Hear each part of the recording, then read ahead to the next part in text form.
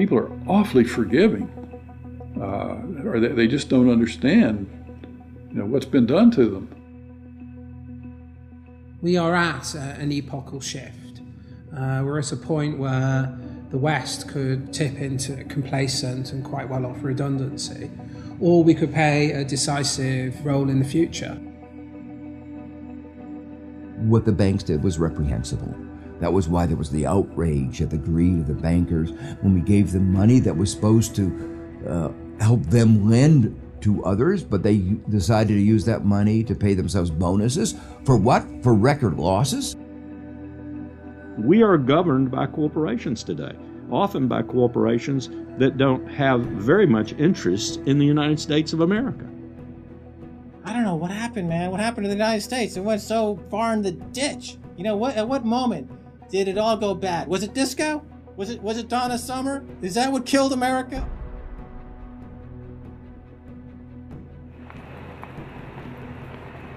We are entering the age of consequence. A rapacious financial system, escalating organized violence, abject poverty for billions, and the looming environmental fallout are all converging at a time when governments, religion, and mainstream economists have stalled. War, conquest, famine, and death. The four horsemen are coming.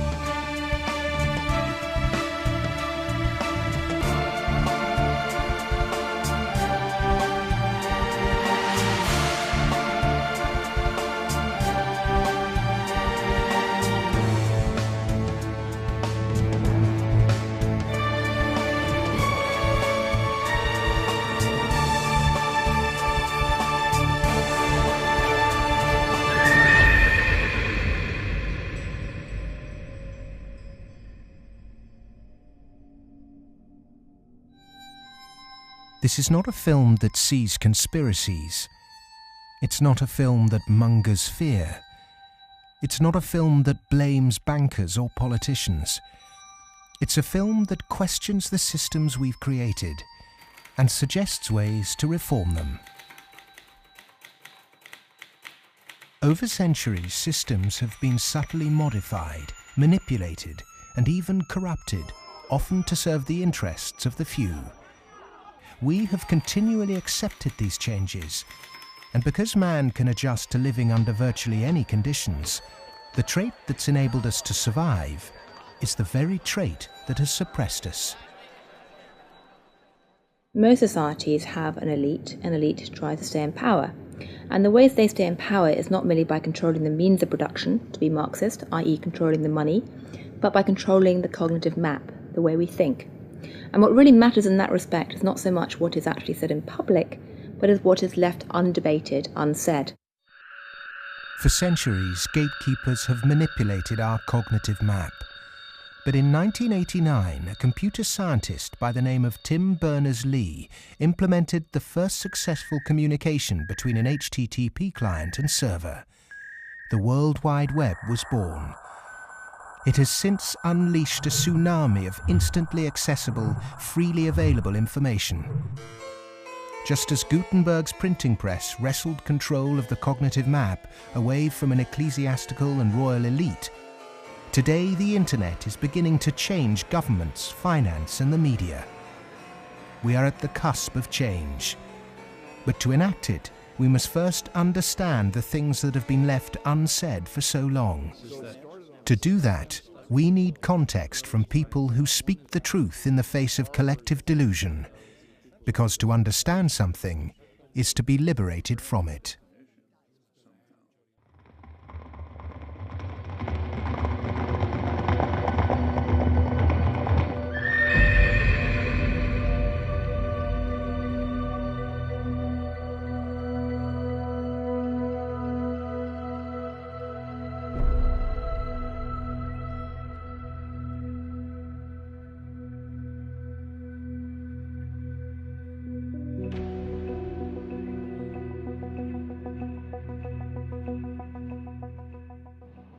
The end of World War II, we had 50% of the world's gross domestic product. We were making 54,000 airplanes a year, 7,000 ships, et cetera, and we were the new Rome. And we recognized it and devised a power management scheme in the 1947 National Security Act to, we thought, manage it. And it worked fairly well during the Cold War. But we haven't done anything since, and I think that's another sign of our inability to grasp the new world, if you will.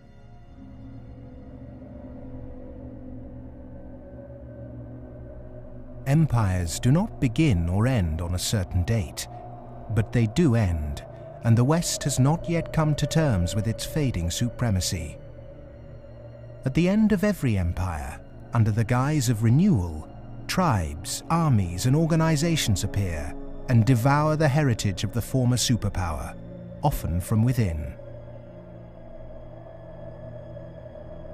In his essay, The Fate of Empires, the soldier, diplomat, and traveller Lieutenant General Sir John Glubb analysed the life cycle of empires. He found remarkable similarities between them all. An empire lasts about 250 years, or 10 generations, from the early pioneers to the final conspicuous consumers who become a burden on the state. 6 ages defined the lifespan of an empire. The age of pioneers, the age of conquests, the age of commerce, the age of affluence, the age of intellect, ending with bread and circuses in the age of decadence.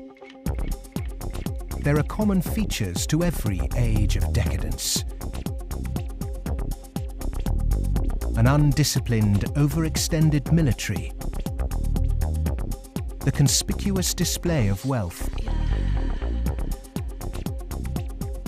a massive disparity between rich and poor, a desire to live off a bloated state, and an obsession with sex.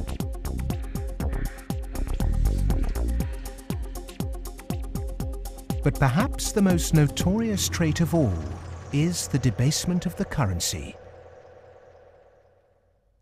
The United States and Great Britain both began on a gold or silver standard, long since abandoned. Rome was no different.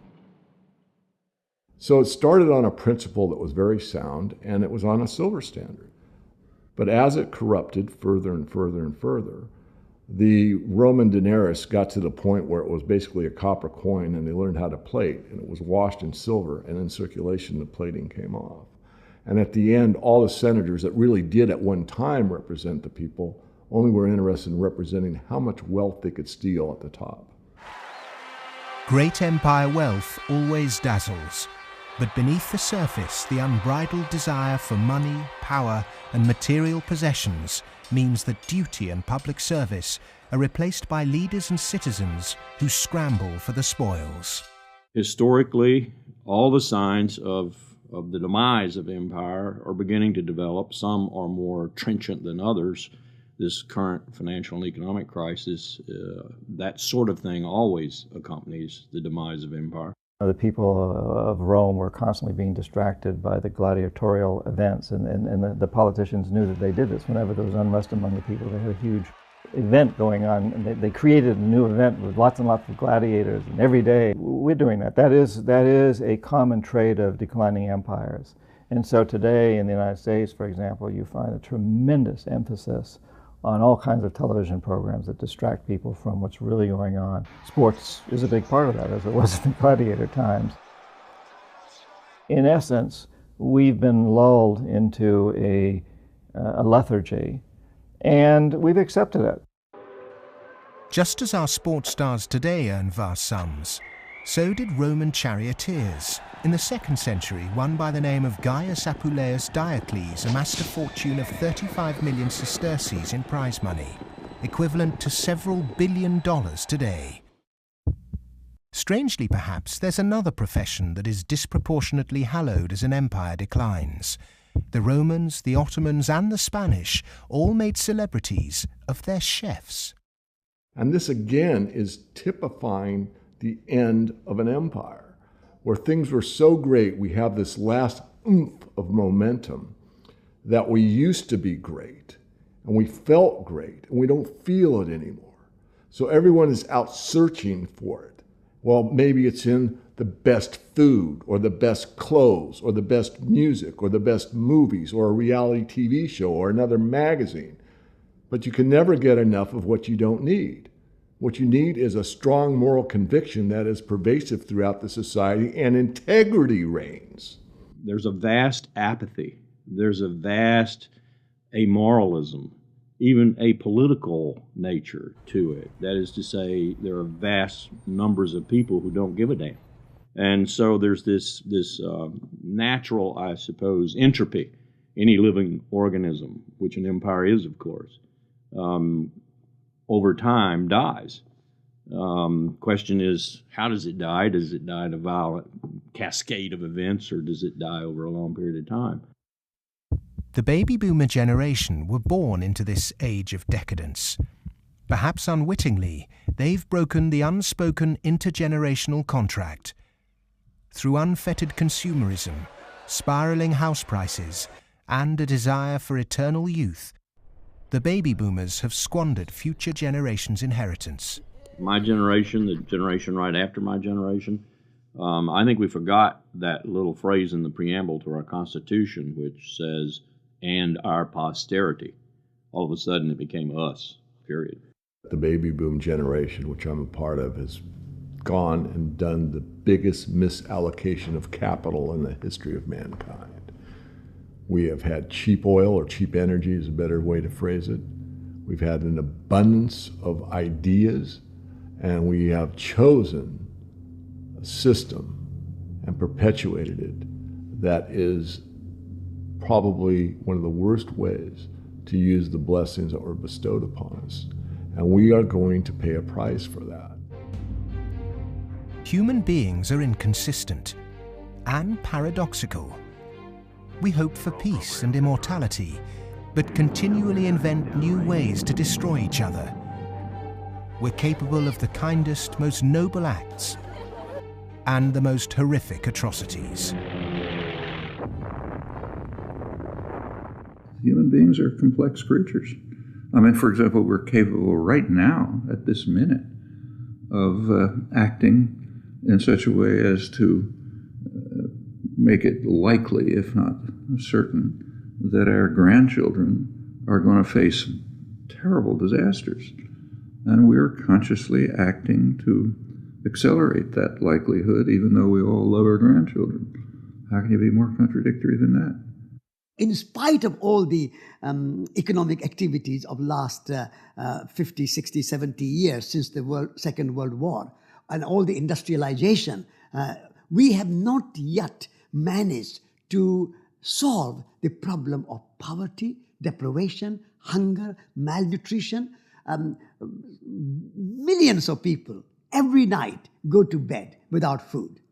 And millions of people are throwing away their food. Waste on the one hand, and poverty and deprivation and hunger on the other hand. Malnutrition on the one hand, and obesity on the other hand. What kind of system have we created?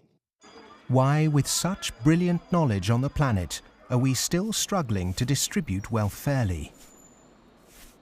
How has the human race developed a flawed system of government and economics that serves the few at the expense of the many? And with such poverty in an age of plenty, why have we not had the will to change such a vicious social structure? Greed is the fundamental kind of ingredients for the immoral economy.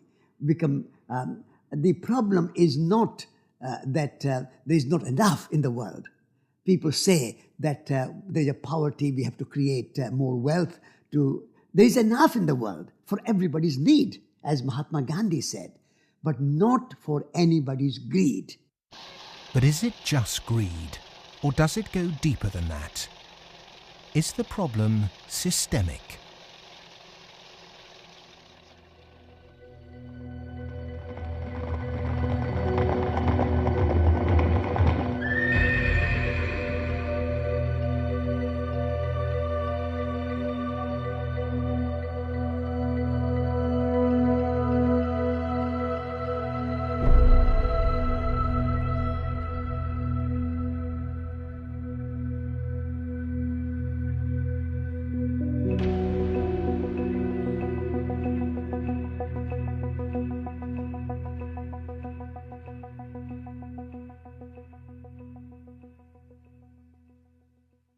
As a civilization, we've obviously had a great run.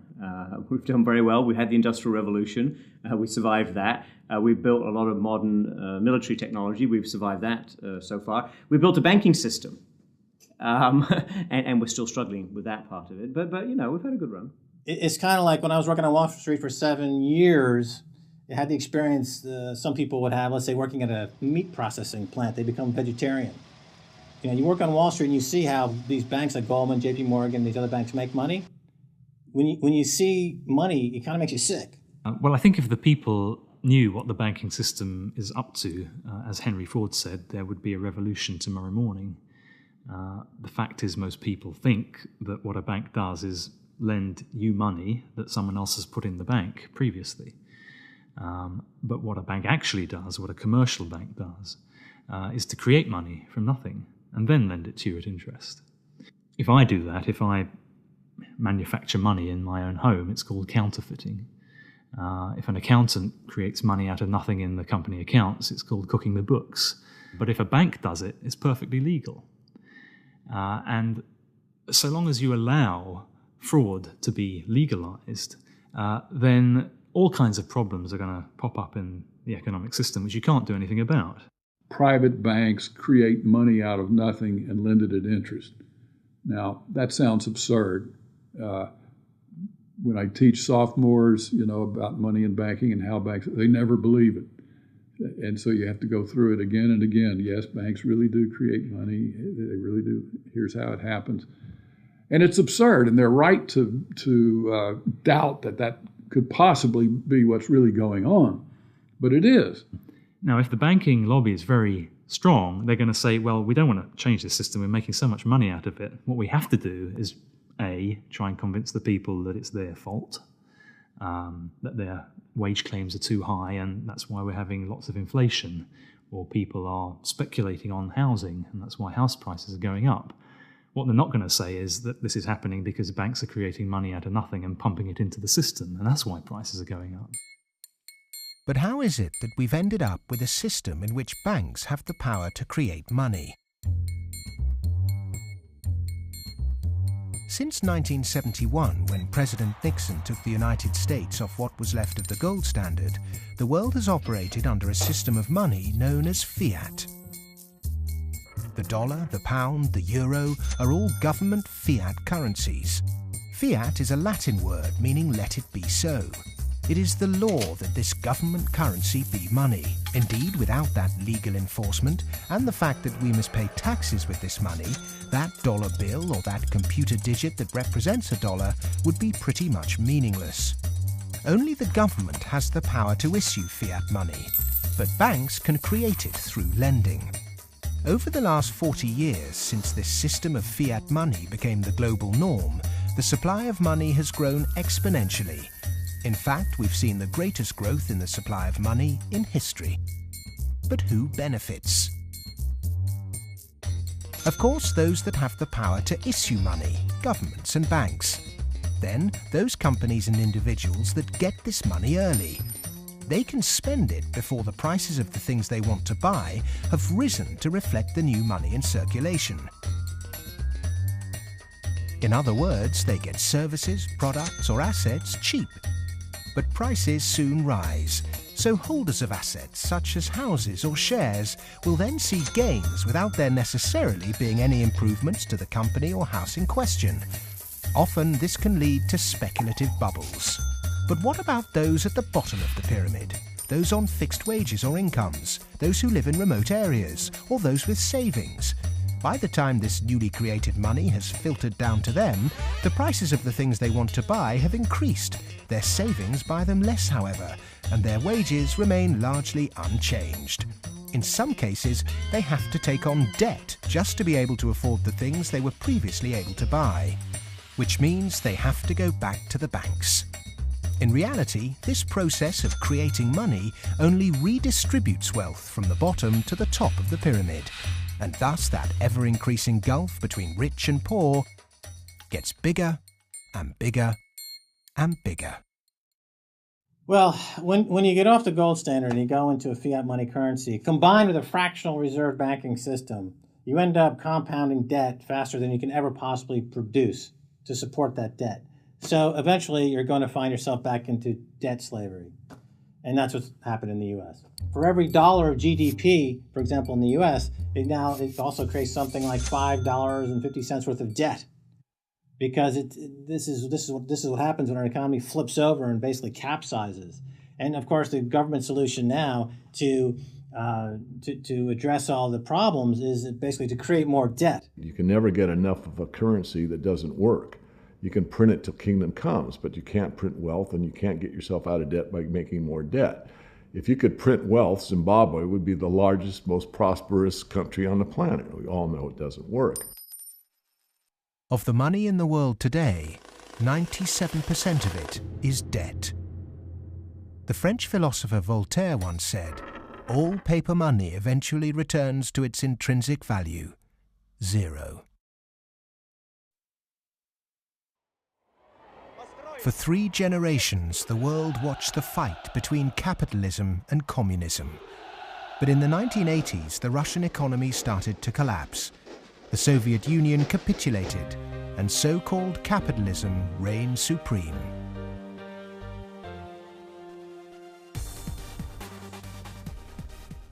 Before 1989, we had a battle between communism and the market. And in that battle, there was a sense of, let's not expose the flaws in the market economy. This is too important of a battle that you don't criticize our team while we're fighting their team. And their team, associated with authoritarianism, with a failure to deliver well-being to their society, it was very clear that if you had to choose between these two, which was better? Communism failed first for various reasons. I think it was inefficient, human rights, lack of respect, so forth. So capitalist West has been continuing in a triumphalist mode, thinking, our adversary has failed. That means we're doing everything right. Both systems are trying to do something which is fundamentally impossible, grow forever. And they're both going to fail. One failed first.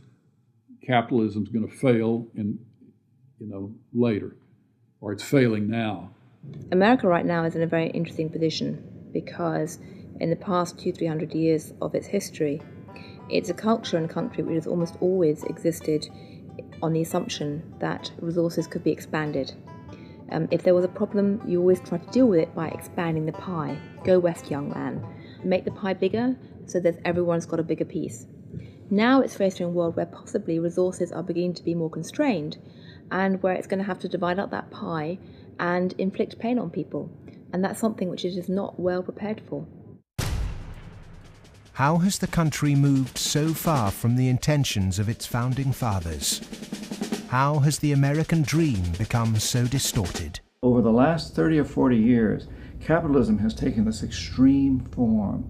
And a lot of it goes back to the economist Milton Friedman from the Chicago School and Ronald Reagan and Margaret Thatcher and others buying into these policies that really encourage people to take on huge amounts of debt, encourage privatization, smaller government supposedly, although bigger military, so actually the government spending goes up. Deregulation, getting rid of rules that govern the people who run our institutions, especially our corporations. It's as though we suddenly are supposed to believe that the human beings who sit at the top of corporations don't need to be regulated. They're some sort of gods.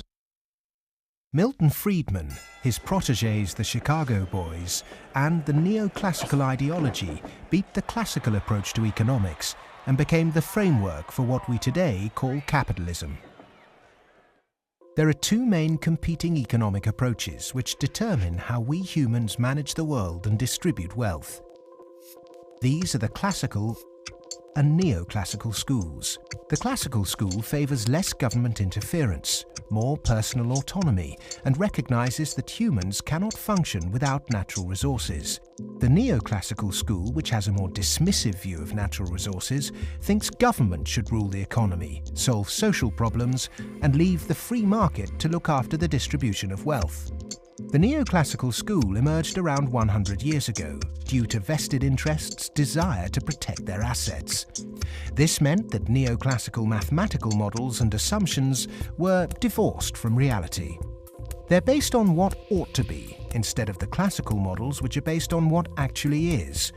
It's these neoclassical models, which favour large corporations, that have been used to legitimise the financialisation of the global economy. Championed by Ronald Reagan and Margaret Thatcher, neoclassical economics still dominates policy-making today. The Reagan Revolution, as we call it in the United States, obviously the Reagan-Thatcher Revolution, if you think about it more globally, was a big change in power structure and a big transfer of opportunity and wealth. Now, it's not that the poor gave it to the rich. It was a transfer within the well-to-do, so that the financial sector in particular, in the United States, for example, but also in the UK and some other places, became vastly more profitable, and wages in that sector went up a lot. I mean, we focus on bonuses, but it's also base salaries went up a lot, overall compensation. So there's a transfer from the non-financial part of the economy to the financial part of the economy that actually is unprecedented as far as we can see in any of the available data to us. And I'm talking about all of recorded human history. In 1932, in the aftermath of America's great stock market crash, a piece of legislation was passed to protect society. The Glass-Steagall Act was introduced to separate ordinary high street banking from investment banking. 67 years later, in 1999, under the influence of Treasury Secretary Larry Summers and his predecessor Robert Rubin, President Bill Clinton repealed the Glass-Steagall Act. Once again, banks could take ordinary depositors' money and speculate with it on virtually anything they liked. Wall Street has become a very particular type of casino. And it's unfortunately not the kind of casino they have in Las Vegas, which is, perfectly legitimate form of entertainment. It is a casino that has massive negative repercussions on the rest of society. So it's not just losing your money on a few wild nights. It's about the way in which those organizations lose their money, impacting the whole of society, leading to a massive loss of jobs. This unfettered gambling pushed the entire global financial system to near collapse. With balances and debt obligations larger than the GDP of entire countries, the banks had become too big to fail. The West was unprepared, and bankers met their reeling and disorientated governments. You have to bail us out. We need money. If you don't give us the money, the whole thing goes down. And what are you going to do with millions and tens of millions of people who have lost everything in their bank account? You will have a revolution on your hands. So fork over the money. Borrow the money, create it out of nothing, and give it back to us, and so that we can face our problems and not go under, or otherwise. And this is what Mr. Hank Paulson did in the U.S. Congress. He went there one day and he told them, well, look, we need $700 billion, and we need it now, or else. Is this system we call capitalism really capitalism? In a capitalist system, government is supposed to be small. But today the state is more bloated and invasive than it's ever been. Individuals and companies are supposed to operate in a free market. Good enterprise is rewarded with profit, and flawed enterprise with failure. But during the 2008 banking crisis, the people saw the Western economic system divided in a way they were told could never happen. Socialism for the rich, capitalism for the poor. And in America, for example, the banks that got in trouble got bailed out by the government. That's socialism. And people are arguing against socialism in America, and yet it's probably the most socialist country in the world right now. We have a system which isn't even a proper capitalist system. Rich people make mistakes that they don't get punished. Poor people make mistakes that they get punished. Yeah? Or even worse, that they don't make any mistake and they are forced to pay for the mistakes of the rich. When the taxpayer is footing the bill for the misplaced speculation of bankers, then suddenly, instead of the economy serving the human being is now in perpetual service to amoral financial organizations.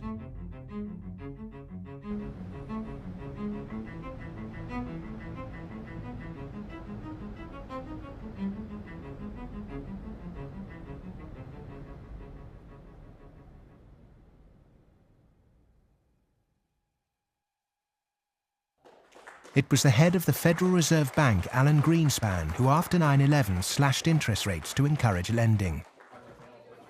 Bankers needed new participants to keep cash flowing into a system that had become a global pyramid scheme. All this newly created money entered the housing market and created unprecedented inflation. House prices rose and rose. New mothers were forced back into the workplace to service huge home loans, and the Anglo-American dream became all about land speculation. The housing market in the West isn't about ownership. The housing market in the West, because it's the only way ordinary people can get ahead, and ordinary people can't get ahead but by wages.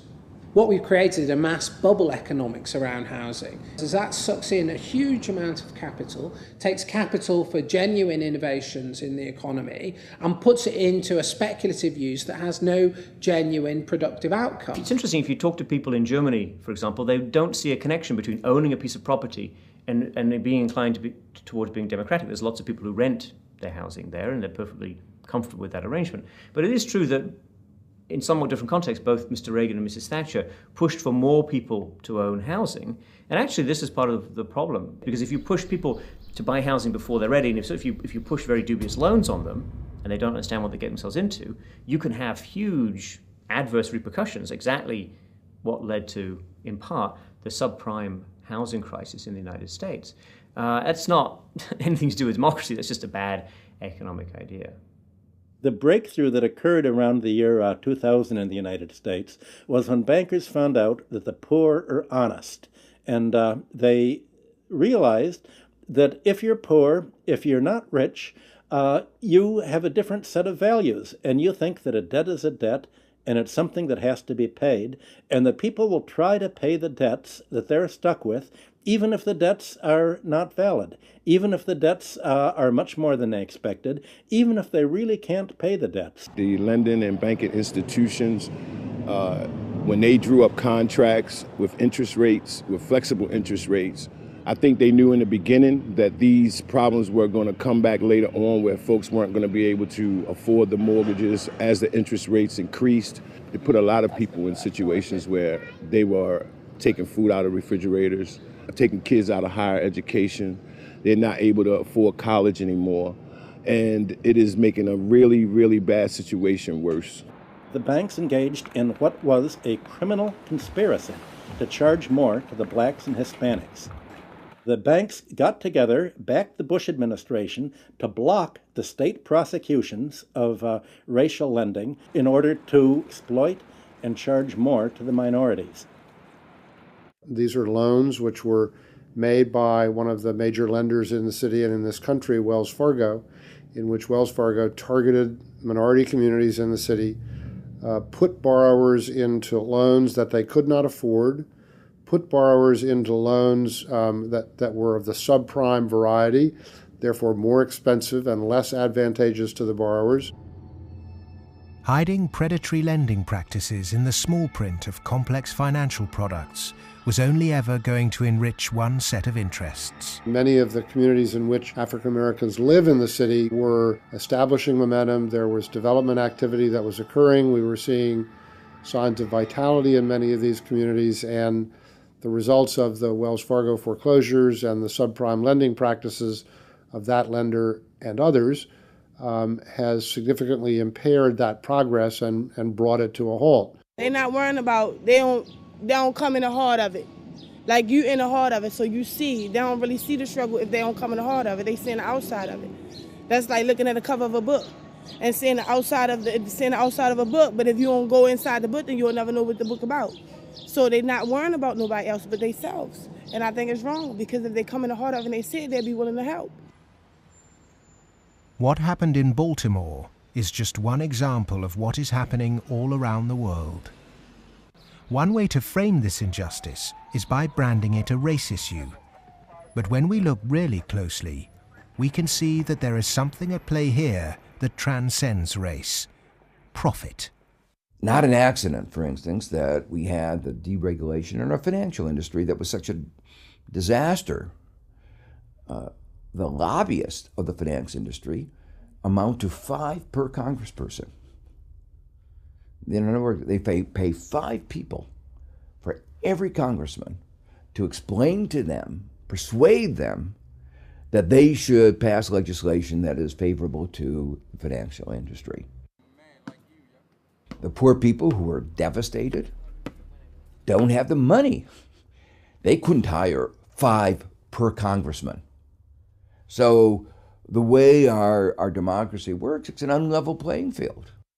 The financial sector has acquired enormous power, partly through political contributions, so buying favors, but mostly through ideological control, convincing people that finance is good, more finance is better, and unregulated finance without limit is best.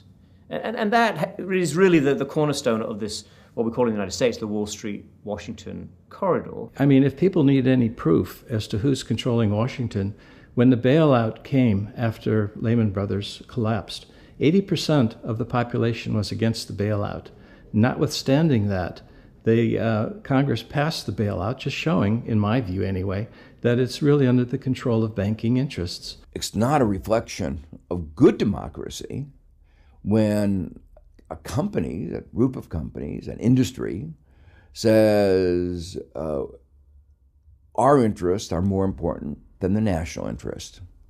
How can that happen? Very easy. That's the role of campaign contributions, lobbying, in America's political structure. We have a flawed democracy.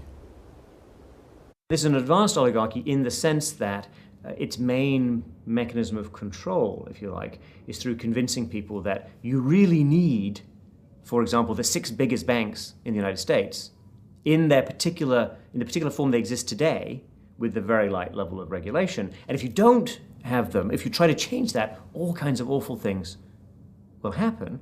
And this is not really blackmail. I mean, it sounds like blackmail, but they convince you it's not blackmail, it's just that's the way the world is. There's nothing you can do about it. Oh my goodness, you just have to cooperate with them. It's very clever. The Fed is essentially the lobbyist for the commercial banking system. When you say you want to turn regulation over to the Fed, you're saying the financial sector and Wall Street should be self-regulated. And the Wall Street has veto power over whoever is going to be the head of the Federal Reserve. As long as you give veto power over the regulators to Wall Street, as long as you pick the bank regulators from the banking industry itself, you can forget any thought of calling it regulation. It's deregulation, and to call it regulation instead of deregulation is using Orwellian doublethink. Democracy is government by the people. Plutocracy is government by the rich. In a typical plutocratic state, economic inequality is high, social mobility low, and because of continuous exploitation of the masses, workers find it nearly impossible to climb out of poverty.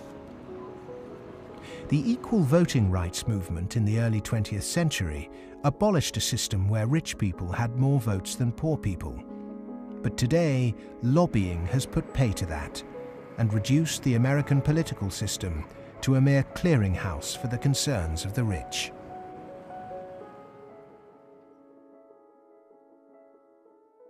The Goldman Sachs machine is one of using profits to buy influence in Washington, to change laws, to make it easier to make money on Wall Street, to be used to buy influence in Washington.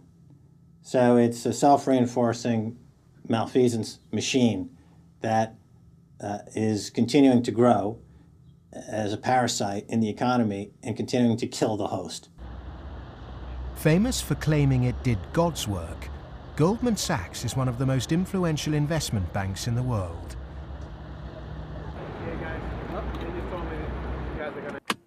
Its alumni often occupy positions of great influence in governments and central banks. In September 2008, barely a month before the stock market crash, Goldman, supposedly a pillar of the free market, changed its banking status from investment to commercial. This meant it was now eligible for state protection. Socialism for the rich, right there. Goldman Sachs are extremely efficient at what they do. Their task is to make money. They make bank robbers like Willie Sutton look like modest amateurs. They're huge bank robbers, but it's legal. The system is set up so that they can do it. In the recent years, they've been selling securities put together from mortgages that they knew were worthless. So they're selling these things to unwitting consumers, making a ton of money on it. Meanwhile, they're betting that they're going to fail because they know that what they're peddling is rotten. So they placed bets with it's called credit default swaps and other things with a huge insurance company, AIG, and that was insuring Goldman Sachs against the failure of the stuff they're peddling. During America's subprime collapse, Goldman traders Michael Swenson and Josh Birnbaum made a $4 billion profit by short-selling junk mortgages. Backed by Dan Sparks, internally Goldman Sachs called their position the Big Short and bet against their own clients. Senator Carl Levin called Goldman Sachs chief executive Lloyd Blankfein to a Senate subcommittee to testify under oath. Much has been said about the supposedly massive short Goldman Sachs had on the U.S. housing market. The fact is, we were not consistently or significantly net short the market in residential mortgage-related products in 2007 and 2008. We didn't have a massive short against the housing market, and we certainly did not bet against our clients. Riding the Big Short in 2007 made billions of dollars for Goldman. And so far, they've got away scot-free with this massive heist. So they're now back bigger than before, richer than before, biggest profits they've had in history, huge bonuses. They're doing great. A lot of what they're doing has, in fact, probably maybe all of it, has almost nothing to do with the benefit of the economy. Can there be any objection to genuinely talented people earning big money if they bring something new and tangible to the world?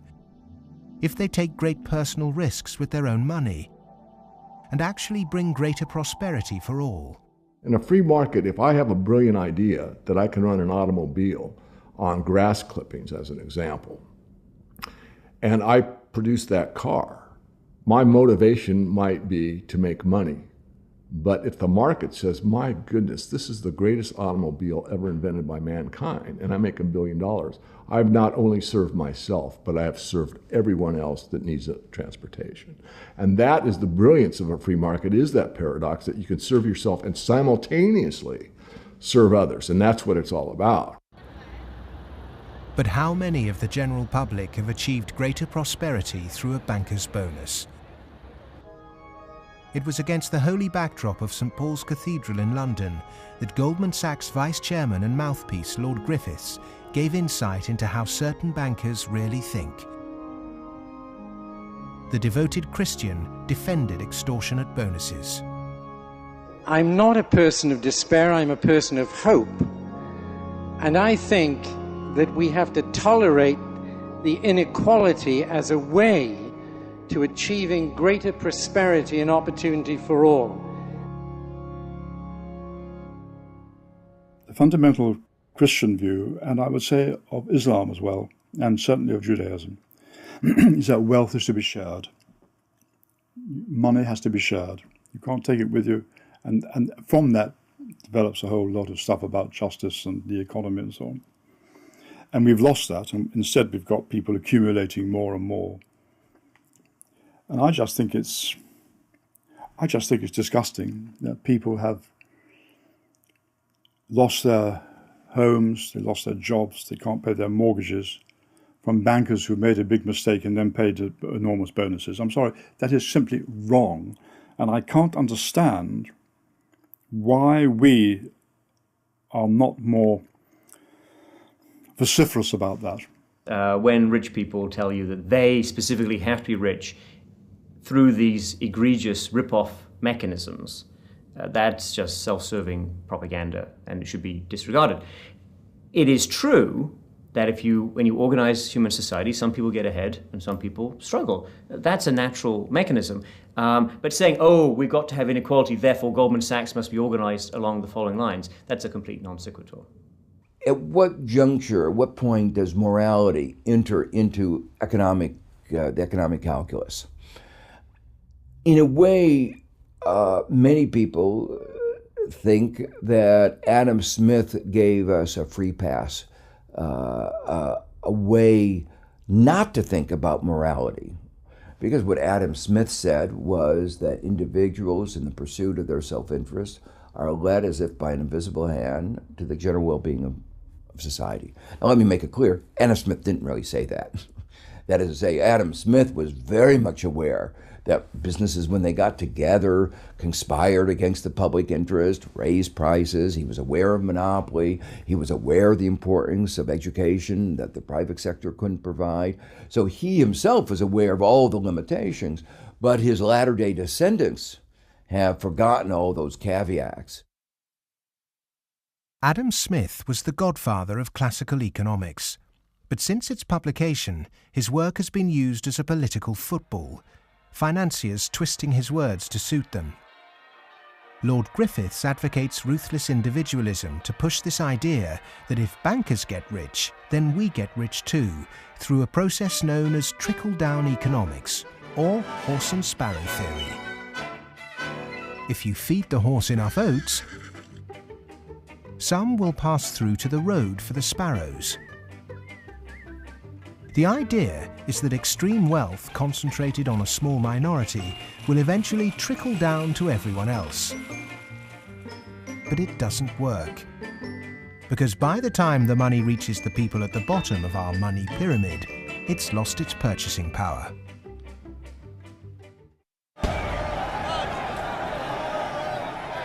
But the public are now confused as to why our political leaders have allowed this to happen, and quite naturally now ask why. Because our political processes are badly flawed. They're badly flawed because of the dependence on lobbyists, on campaign contributions. So that's why, my view and a view I think of a lot of people is that we have to restructure our political processes to give more voice to the ordinary citizen and less voice to the interest group, to the moneyed groups, to those who have taken such a large role in shaping our tax code, our regulatory regulations, and so forth.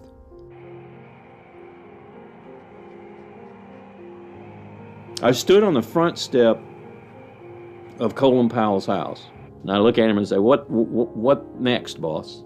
And he said, "What do you mean?" And I said, "What next? Where are you going next?" "I'm going to write my book." I said, "No, I know you're going to write your book, but you're not going to do that for the rest of your life. Where are you going next?" He said, "Maybe a cabinet position, but first, money."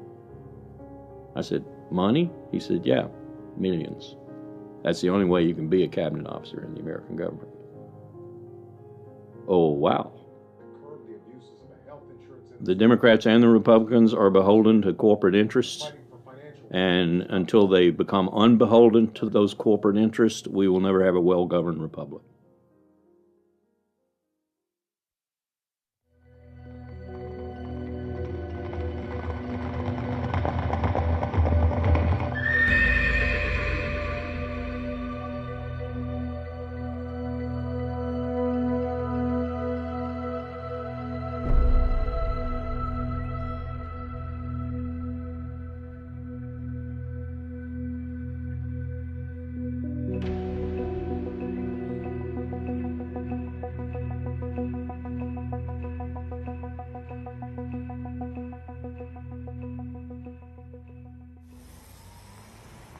The inherent iniquity in our system of money, banking and politics has not just had consequences domestically, but also on a massive scale globally.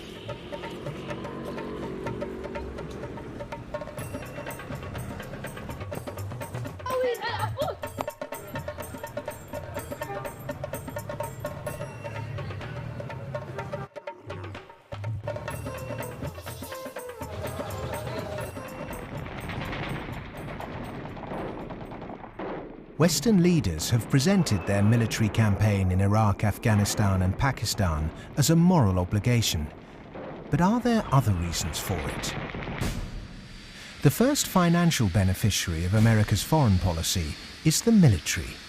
In particular, those who supply it with arms and equipment.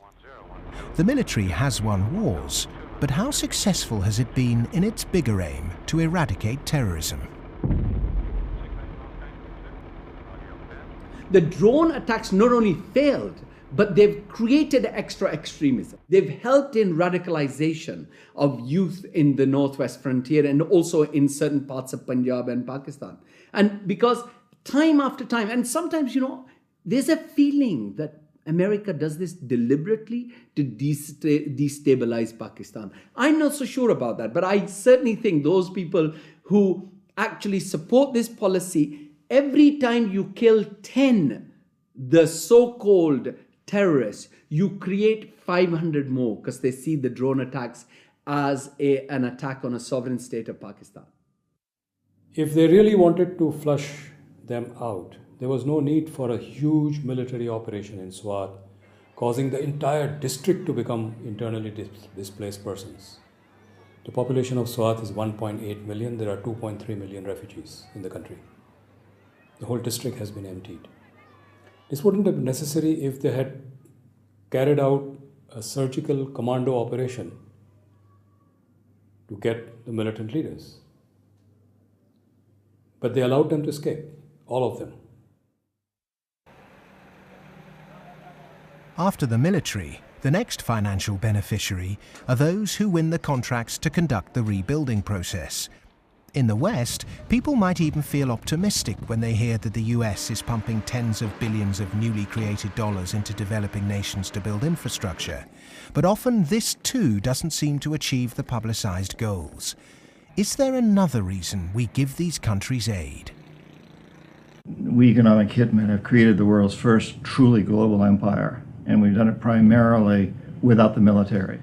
We work many different ways, but perhaps the most common is that we'll take a third world country that has resources our corporations covet, like oil, and then arrange a huge loan to that country from the World Bank or one of its sister organizations. However, the money never actually goes to the country. Instead, it goes to our own corporations to build infrastructure projects in that country, power plants, highways, industrial parks, things that benefit a few wealthy families in that country as well as our corporations, but don't help the majority of the people at all. They're too poor to buy electricity or drive cars on the highways. They don't have the skills to get jobs in industrial parks. But they're left holding a huge debt. Infrastructure which has used heavy loans from the World Bank and IMF and made from grants from Western countries, they've all gone into benefiting the elite and the feudal classes. They have not benefited the people.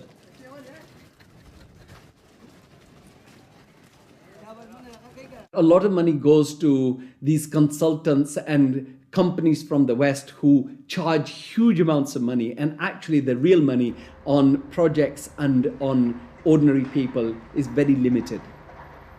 The masses have very little already. So those landlords who have the infrastructure and who are going to make money because of the infrastructure that is built through their roads, they will prosper.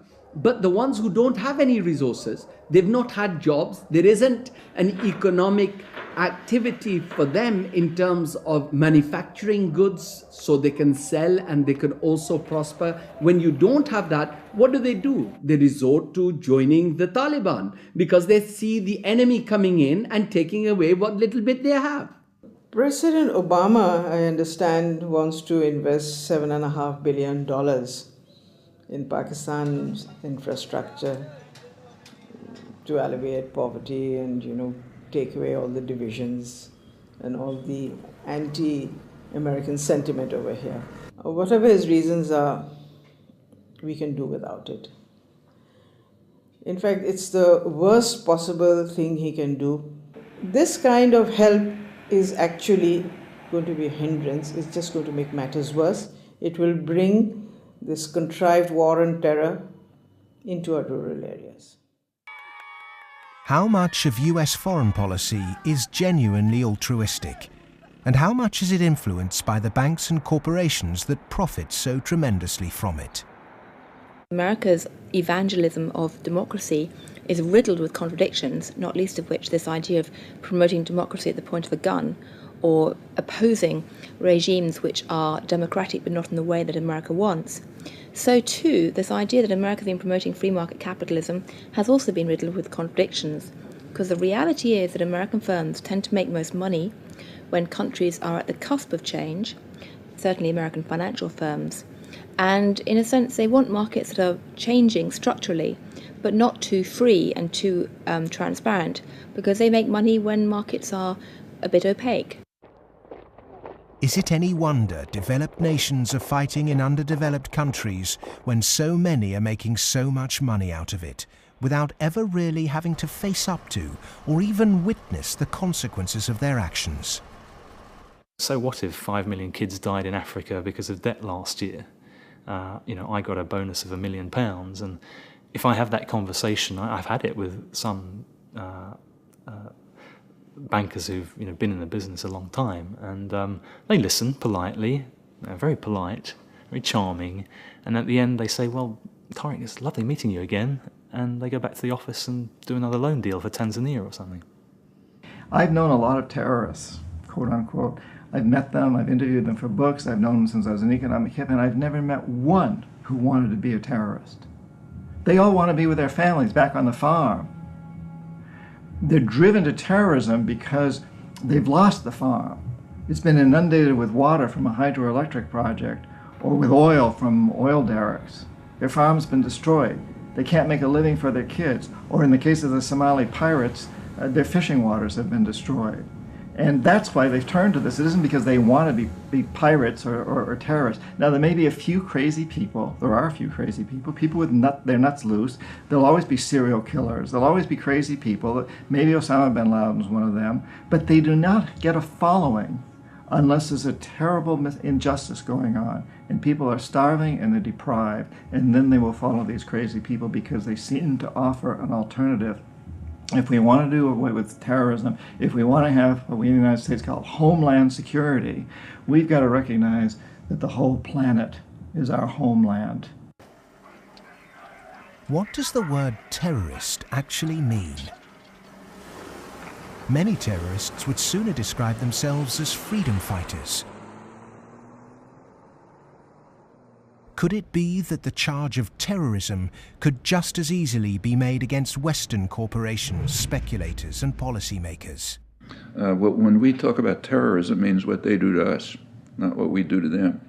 And what they do to us can be pretty ugly, although it's not even a fraction of what we do to them. I mean, take, say, 9/11. That was a pretty serious act of terrorism, maybe the worst single act of terrorism in history. But it could have been worse. I mean, suppose, for example, that Al-Qaeda had bombed Washington, bombed the White House. It killed the president, installed a harsh military dictatorship, brought in a bunch of economists who drove the economy into its worst disaster in history. Well, that would have been worse than 9/11. And I'm not making it up. It happened. What's called the first 9/11 in South America, namely in Chile. On the 11th of September 1973, the democratically elected Chilean president Salvador Allende was overthrown in a coup. A dictatorship under Augusto Pinochet was established that ruled Chile until 1990. There was the systematic suppression of all political dissidents. Thousands were imprisoned and murdered. Who was involved in that first 9/11? It's not hard to find them. Right in Washington and London and so on. But that's off the agenda. It doesn't count. There's a principle of ideology that we must never look at our own crimes. We should, on the other hand, exult in the crimes of others and in our own nobility in opposing them. The root causes of so-called terrorism will not be solved by increasing economic inequality.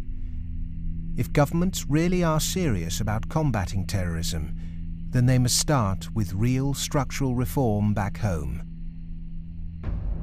As long as banking empires chase infrastructure and debt deals in pursuit of profit, the West will continue to export injustice through finance. Millions more will be displaced.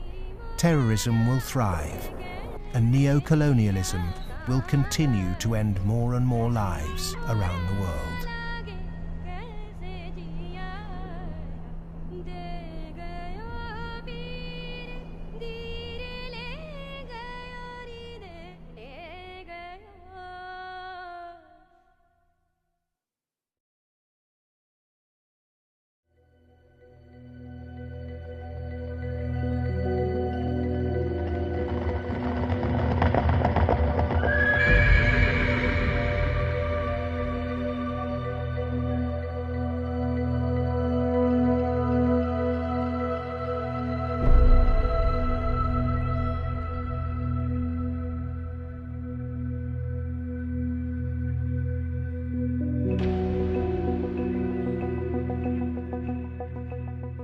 What's happened is that we have moved from a relatively empty world to a relatively full world. That is, empty of us and all of our stuff to now full of us and all of our stuff. In my lifetime, the world population has tripled.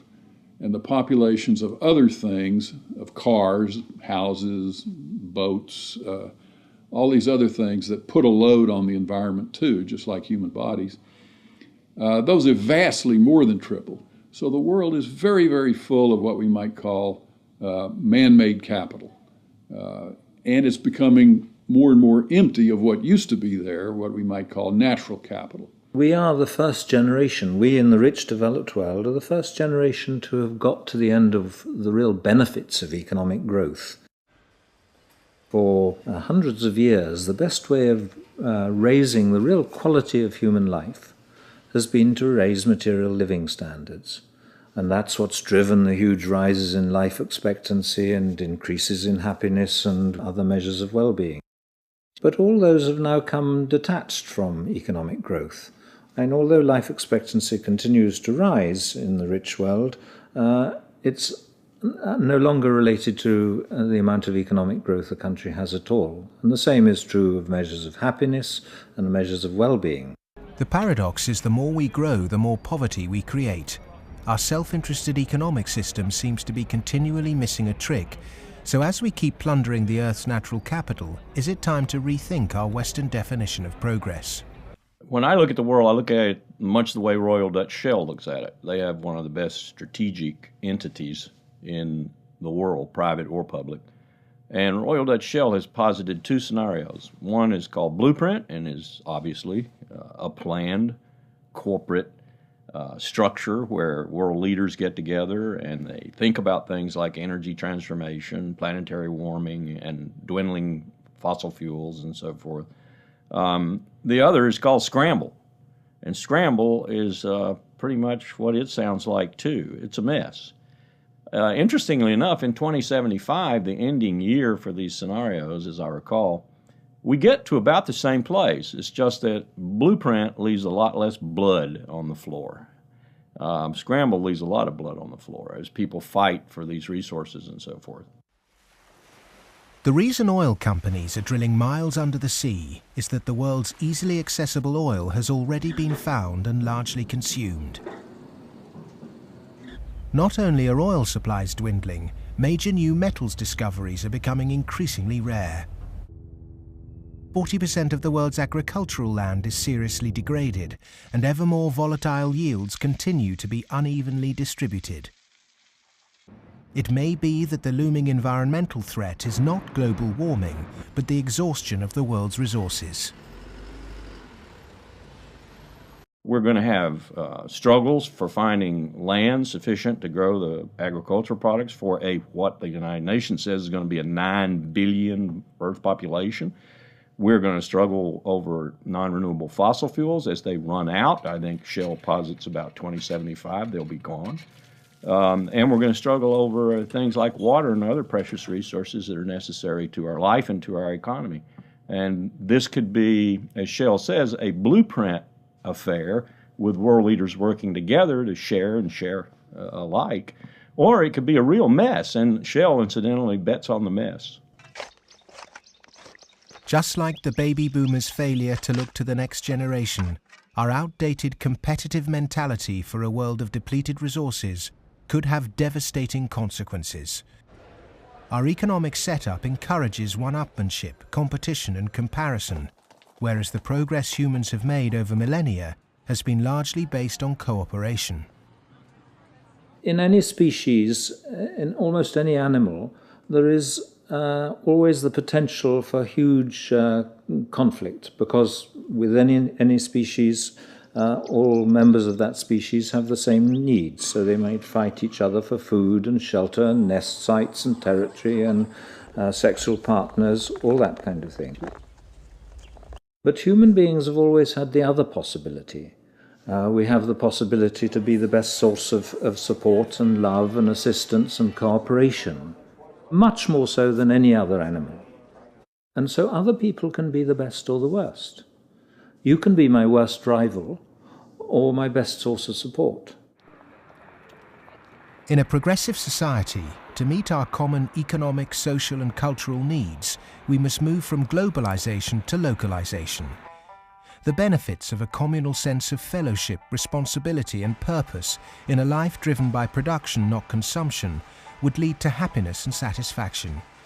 Indeed, we must ask, have our modern consumerist lifestyles made us happy? I think if one had been living in the 19th century and somebody had told you that 100 years later people were going to be living in this extraordinary wealth and comfort, with central heating and being able to throw away such a high proportion of our food as we do, we'd imagine that we'd be living in a state of extraordinary social harmony and everything would be rosy. And it's really quite remarkable, the contrast between, if you like, the material success of our societies and the social failure. The growth economy demands that we make consumption a way of life. He who dies with the most toys became the ambition, and retail replaced spiritual satisfaction. Unsurprisingly, sales of antidepressants skyrocketed. The fact is that the world economy over the last few years, a good share of my lifetime, has been built either on the military or on producing items that most people don't need and really don't even want when you come right down to it, but we all got to have them. Consumerism is driven by our extraordinarily social nature, that we want to have the stuff so we look good in other people's eyes. It's because I experience myself through other people's eyes, the feelings of shame and embarrassment or pride and maybe feeling envied, all those things. So, the goods are just a way of, if you like, mediating the relationship between yourself and others in this extraordinarily alienated hierarchy. What's really suffered is human relationships, family life, the things that really matter to us. And in the end, the only thing that makes human beings happy isn't money. It's very clear that past a certain level, you only get marginal gains from wealth. What really makes us happy is other people. It's our relationship with other people that's really been damaged by the last 30 years.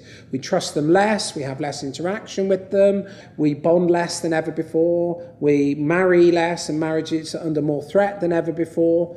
And all the associations that represent sort of permanent, unconditioned human affection are being eroded or damaged. And that's the real legacy of the last 30 years. And in some sense, we've got to recover and rehumanize our lives. Otherwise, not only will they be nasty, brutish and short, but they'll be lonely. The West is coming to the realization that its human project is failing. The West was so convinced that if you push people to achieve as individuals, the accumulated achievement of individuals would make for a successful society. And what the West is now beginning to realize is that the individual achievement, without incorporating the vulnerable community, is a myth. The idea was make your own life, be individually aspiring, and then you'll be individually achieving, and then you'll be individually prosperous, and then you'll be individually happy. You end up doing that in a glass jar.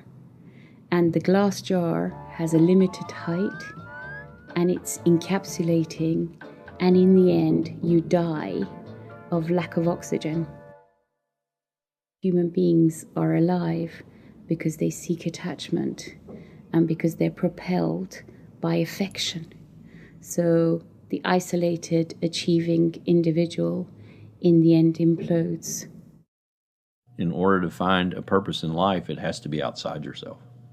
It matters not how you construct it outside yourself, as long as it's a positive value added to society pursued. But it has to be outside yourself. It can't be yourself. If you're pursuing yourself, you're pursuing the abyss, as Nietzsche said. You are going to wind up in the abyss.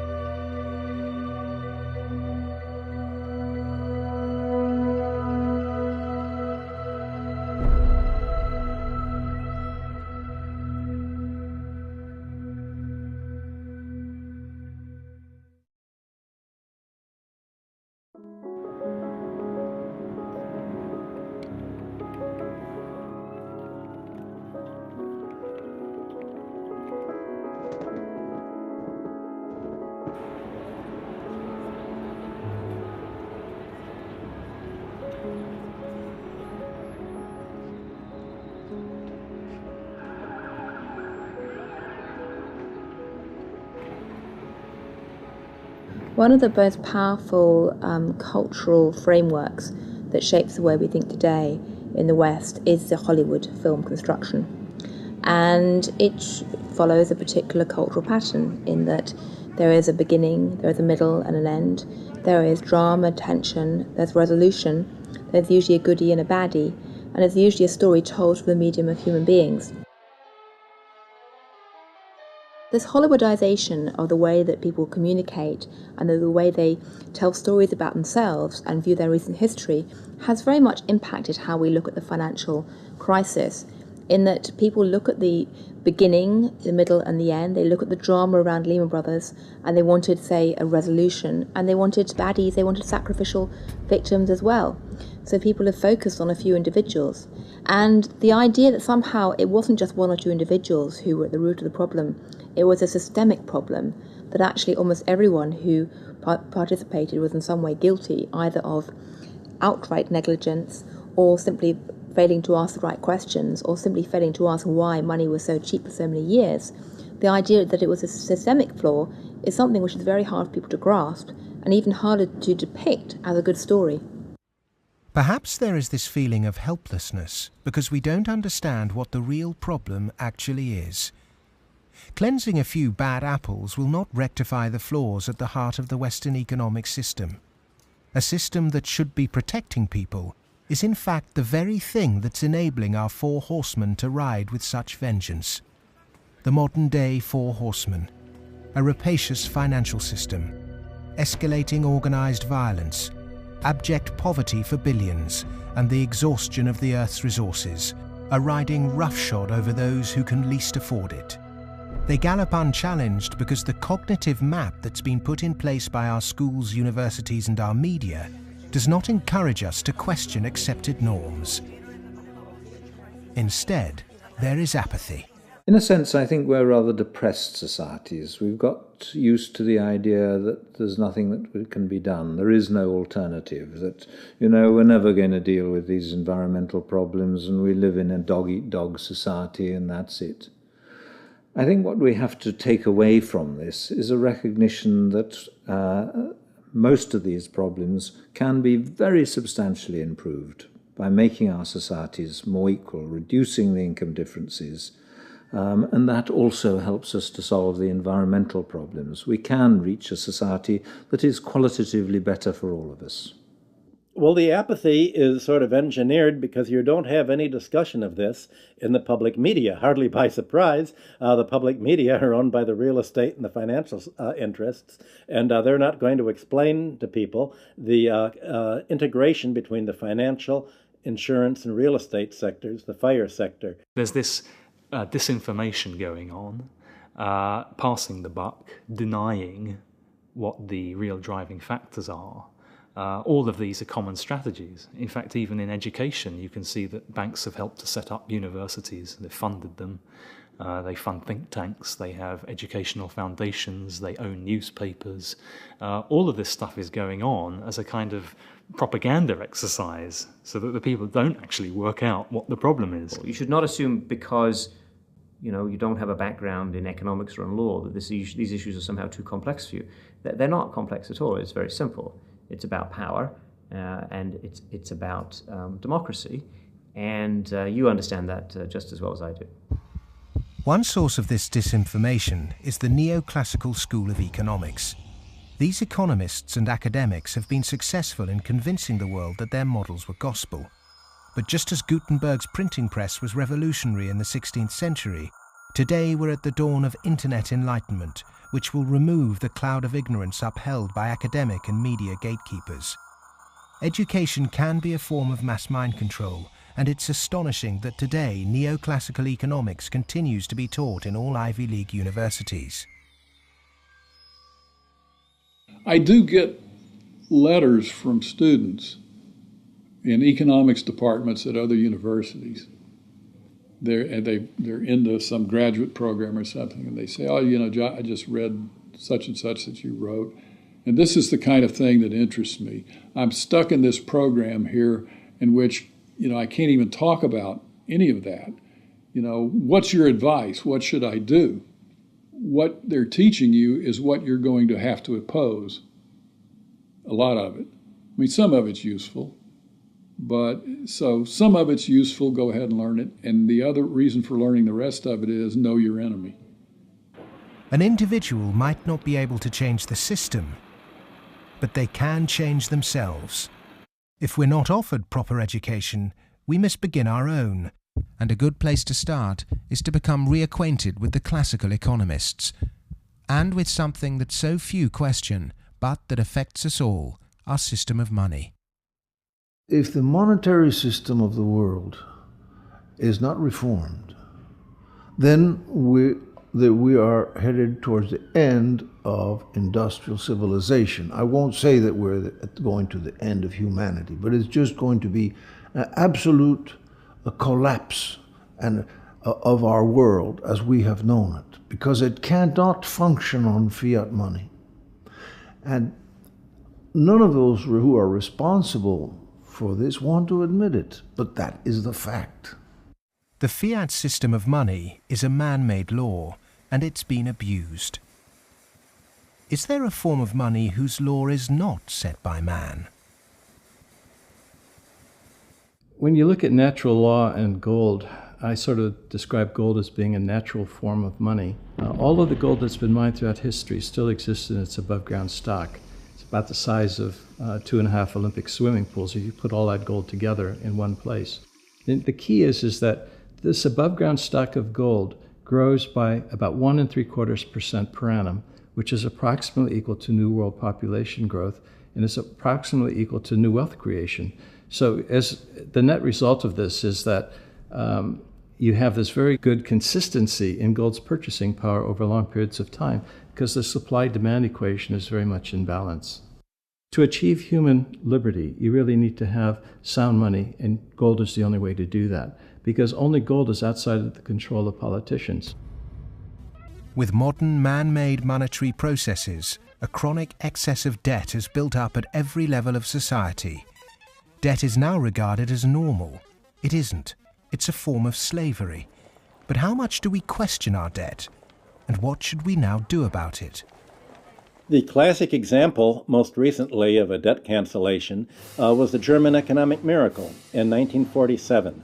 The Allies canceled all domestic and international German debts, except for the debts that employers owed their employees for the previous few weeks, and except for a basic working balance that everybody was able to keep in the bank in order to buy food for the next few weeks or so. Essentially, you would follow the 5 or 6 pages that the currency reform of 1947 did in Germany. You would start with a clean slate. That means that everybody would own their property free and clear. And the problem here is that you'd wipe off the savings that are the counterparts of that. That actually would not be such a bad thing if you look at the fact that the wealthiest 1% of Americans have concentrated an enormous amount of wealth in their own hands, more than at any earlier time since statistics have been kept. Our system of taxation also needs addressing. Currently, we're taxed on what we produce. Perhaps it would be more progressive to tax what we consume. How many American people realize that the Founding Fathers never intended Americans to be taxed on their labor? In other words, they weren't meant to pay income tax. The tax system that was exported from Britain, a relic of colonialism, has duped the world.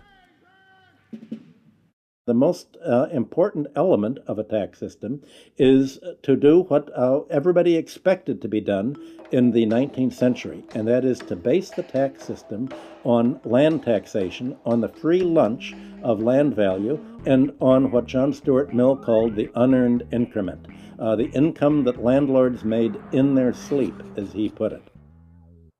Who made oil in the ground, coal or iron ore?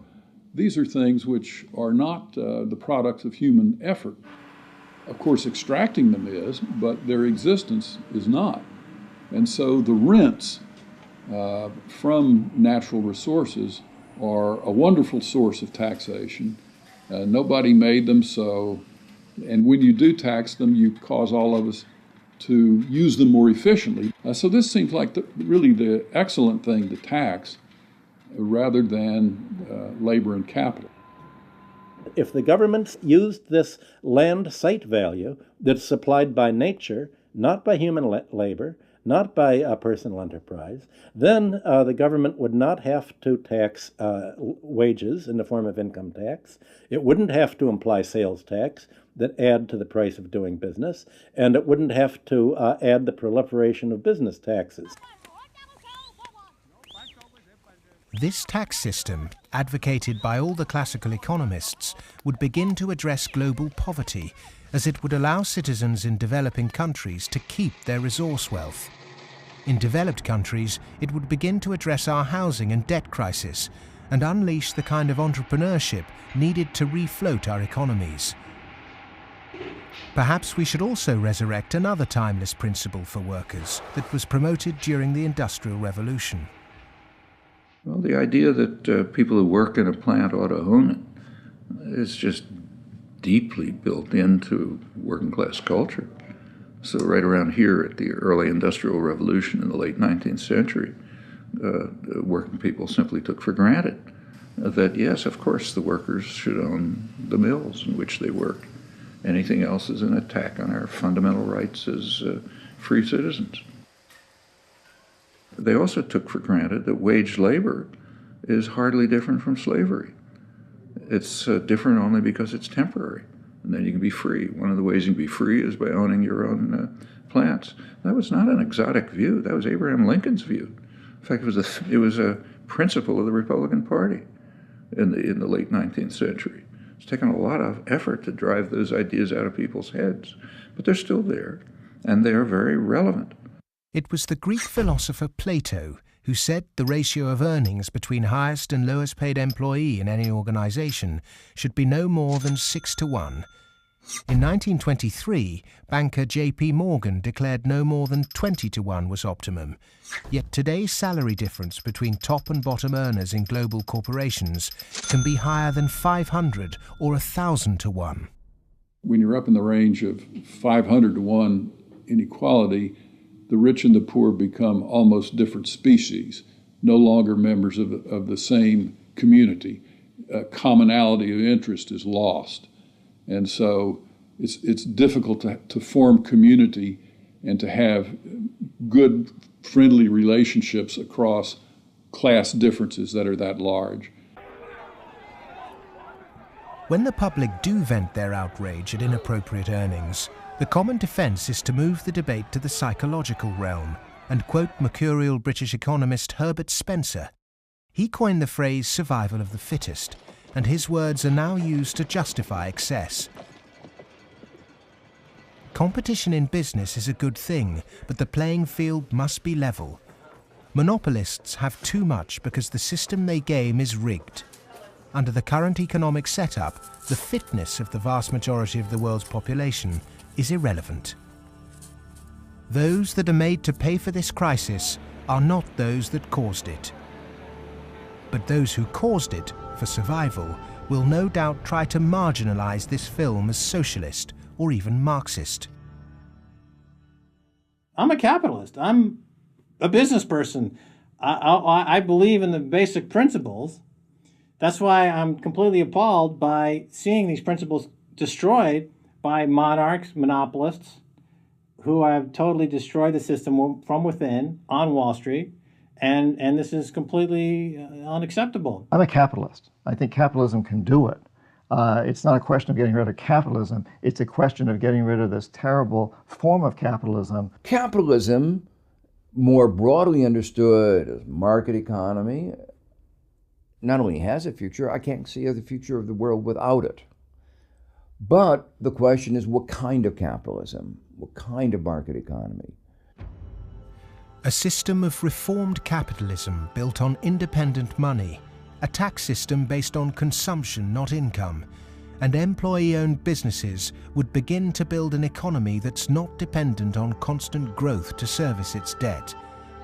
We've endured the so-called free market for centuries, but far from being free, it's led us to destroy nature and each other in a vain attempt to progress. It's absolutely ludicrous to suggest that somehow there is a scientifically defined boundary of the market that we should never change. And of course, that's what the free market economy wants you to believe. Because once they convince you of that and claim that, on top of that, claim that they have the truth because they are PhDs in economics, then they can tell you whatever they want, and then you'll have to accept it. But that's where we have to take these guys on. Politics is about drawing the boundary of the market. When you think about it, a lot of things have been taken out of the market over the last 2-3 centuries. 2-3 centuries ago, you could buy and sell human beings, child labor, a lot of things that you wouldn't imagine you could buy and sell today. So, over time, we have redrawn this boundary, and there's nothing wrong with redrawing the boundary again. Things that were considered absolutely reasonable in the 1850s, like selling any chemical on a street corner and telling you that it's a pharmaceutical drug that will be good for you, things like that were absolutely commonplace then, are now serious criminal offences. Well, the same thing will be true of active money management in 100 years. The breakdown we saw in the Great Depression and witnessed again at the beginning of the 21st century occurred because in the name of growth, much was taken out of the system by those who contribute very little. Multinational corporates and banks will always want to grow without having to compensate those people who actually do the work to produce the surplus. In the past, every time too much was taken by those who contributed little, people rose up to halt the violent practices enacted by a tangible enemy. Today, the question is, with such a formless enemy pervading every element of our economic and democratic process, can it be done again? Of course it can be done again. Look, it's a cycle. We're not debt peons, but maybe rats running around a little wheel in somebody's big cage somewhere. The finance rises. Finance becomes organized. You make a lot of money in banking. It's easy to go out and buy politicians. But the essence of democracy, the essence of American democracy, is this is a repeated confrontation, a repeated showdown. And in the 1830s, Andrew Jackson beat the second bank of the United States. In the early 1900s, Teddy Roosevelt beat J.P. Morgan and John D. Rockefeller. In the 1930s, Franklin Delano Roosevelt, FDR, beat everyone from Wall Street. And now we have to do it again. the one single thing that makes me optimistic rather than cynical, pessimistic, is my students. First, I do not see the desire to go to Wall Street amongst them. I see the opposite. Second, I see a disdain amongst them for people who are motivated. Not just they don't want money, I see a disdain amongst them for people who do just want money. The crises we face today are created by humans. And what is created by humans can be changed by humans. So we are all capable of transforming our world. Revolutions are philosophical. Getting organized and preventing the culprits camouflaging the real problem means it's possible to embark on a bloodless revolution against the violent organizations and barbaric leaders who've trashed the economy. Central banking, rigged capitalism, land speculation, income tax and neoclassical economics have corporatized democracy, stunted progress, perverted the course of human destiny and compromised the future of this planet. If these issues aren't addressed, then the next implosion will be on a scale unimagined. Whatever the propaganda, at the beginning of the 21st century, central banks' unregulated cheap money pumped up land values, which created an unsustainable asset bubble in a world that once again operates a rigged tax system that enriches entrenched privilege. Neoclassical economics have ruined life for the bottom billions, tempted everyone into intergenerational conflict, and created massive suffering that has no limits. Human beings go mad in crowds and come to their senses slowly and individually.